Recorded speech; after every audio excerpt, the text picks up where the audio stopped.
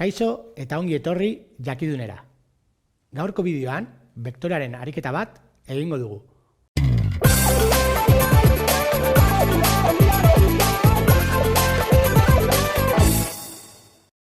Gaur, ariketa hau egingo dugu.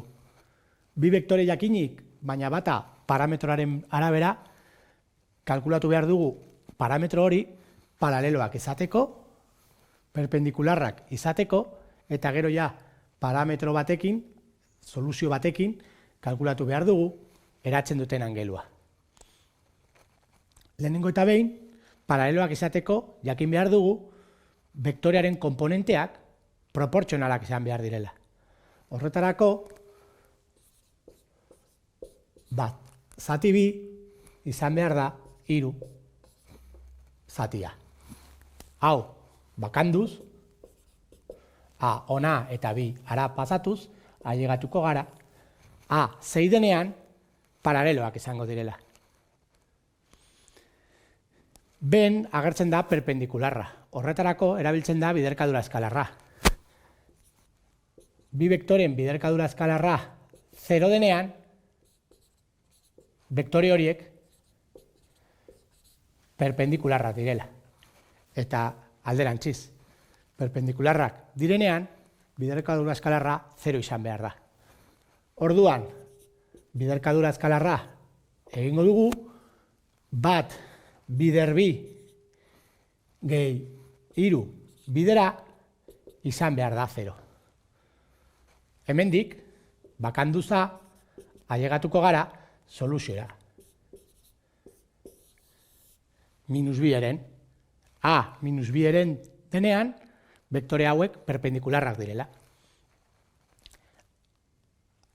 Amaitzeko, orain bektoreak izango direla U berdin, eta V, A berdin bat denean, B bat. Orain, biderkadura eskalarraren formulatik bakanduz kosenoa,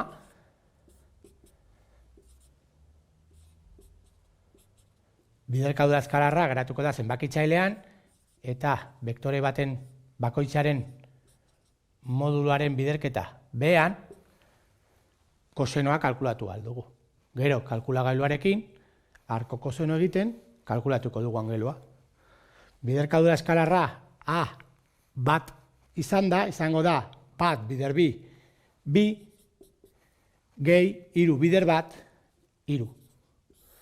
Moduluak izango dira, Pitagorasekin eginda, bat berbi, gehi 3 berbi, eta bestea, bi berbi,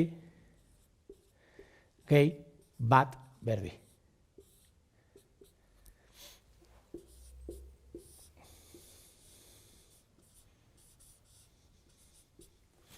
Geratzen da, 5 zati, erro, 50, arrazionalizatzen eta simplifikatzen, ailegatuko gara erro 2 zati bira. Koseno hau, angelu ohikoena izan da, jakin aldugu, angelua,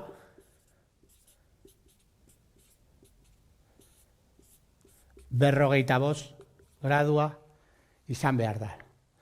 Bestela, sartu kalkulagailuan, arko koseno edo sif koseno erro 2 zati 2, eta ailegatuko gara berrogeita 5 gradura. Hau izan da dena, mila esker ikusteagatik, eta gogoratu sare sozialetan eta web horrean jarraitu jakindun.